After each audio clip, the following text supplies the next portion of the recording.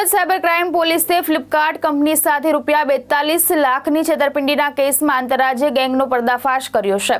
Seller protection fund પોલિસીનો દુરુપયોગ કરી માત્ર 9 દિવસમાં એક જ ડિવાઇસ અને આઈપી ઉપરથી 5121 જેટલા બોગસ ઓર્ડર પ્લેસ કરવામાં આવ્યા હોવાનું સામે આવ્યું છે। ફ્લિપકાર્ટ કંપની દ્વારા સાયબર ક્રાઇમ પોલીસ સ્ટેશનમાં નોંધાયેલી ફરિયાદના આધારે તપાસ હાથ ધરવામાં આવી હતી। આરોપીઓ કેશ ઓન ડિલિવરીના બોગસ ઓર્ડર કરી 3 દિવસમાં સેલર પેમેન્ટ મેળવી લેતા હતા અને ચોથા દિવસે ઓર્ડર કેન્સલ કરી કંપનીને નુકસાન પહોંચાડતા હોવાનો આરોપ છે। આ મામલે મુખ્ય આરોપી આશરફ, ભાગીદાર રક્ષિત સહિત આંતરરાજ્ય ગેંગના અન્ય આરોપીઓ સામે ગુનો નોંધાયો છે।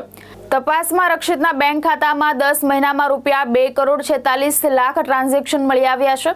આરોપીઓ ટેલિગ્રામ મારફતે ઝારખંડની જામતારા ગેંગ સાથે મળી ફેક સેલર આઈડી અને બોગસ ઓર્ડરોનું રેકેટ ચલાવતા હોવાનું પણ તપાસમાં સામે આવ્યું છે। આરોપીઓ પાસેથી 25 ફેક જીમેલ આઈડી મળી આવતા સાયબર ક્રાઇમ પોલીસે વધુ તપાસ હાથ ધરી છે। સાયબર ક્રાઇમ પોલીસ સ્ટેશનમાં એક ગુનો નોંધવામાં આવ્યો હતો ફ્લિપકાર્ટ ઇન્ડિયા પ્રાઇવેટ લિમિટેડ દ્વારા। આ કેસમાં ફ્લિપકાર્ટની સામે એવી હકીકત આવી કે ડિસેમ્બર મહિનામાં એક સુખવિલાસ ક્રિએશન નામની સેલર આઈડીમાં એક સાથે ફ્રોડ્યુલન્ટ ઓર્ડર પ્લેસ કરવામાં આવ્યું હતું 5121 ઓર્ડર્સ, અને એમનું એમ કહેવામાં આવ્યું હતું કે મારી જે સેલર પ્રોટેક્શન ફંડ છે તો એ પોલિસીની દુરુપયોગ કરવા માટે સેલર દ્વારા ખોટી ઓર્ડર્સ ઊભો કરવામાં આવ્યું છે।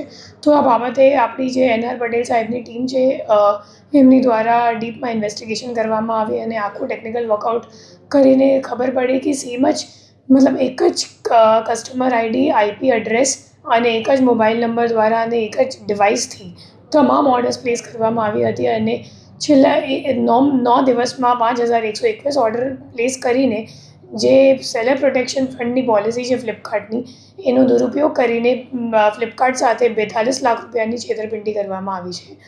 આ જે સેલર પ્રોટેક્શન પોલિસી છે ફ્લિપકાર્ટની, આમાં એવું છે કે એ લોકો જ્યારે આપણી રિટર્ન વિન્ડો, અગર તમે કોઈ કસ્ટમર ઓર્ડર પ્લેસ કરે તો એમની પાસે 7 દિવસનો રિટર્ન વિન્ડો હોય, બટ એ લોકો સેલરને 3 જ દિવસમાં પૈસો આપી દે છે।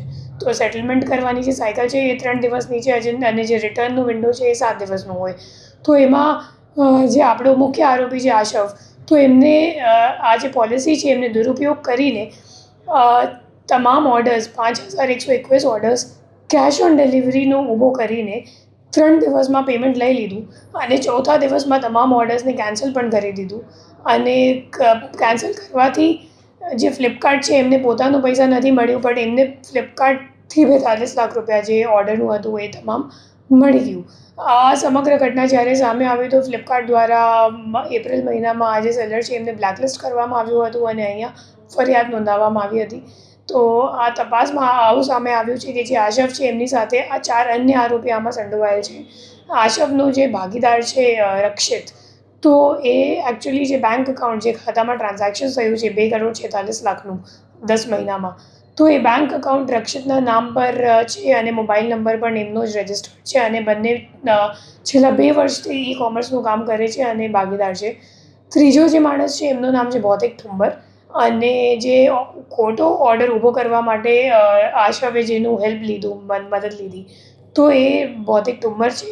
ફિર ભૌતિક ઠુંબરનો જે ભાગીદાર હતું તો એમ આશીષ વોરા, તો આશીષ વોરા એ ટેલિગ્રામ મારફતે એક જામતારાનું અજાન્ય માણસ છે જે એકચ્યુઅલી ઓર્ડર ઊભો કરે છે, તો એમનું સંપર્ક કરાવ્યું અને આશરફે દર ઓર્ડરનું 120 રૂપિયા જે જામતારાવાળો મુખ્ય આરોપી છે એમને પેમેન્ટ કરવાનું હતું, એમાંથી 30 રૂપિયા એ લોકો વચેટિયા તરીકે લઈ લીધા હતા।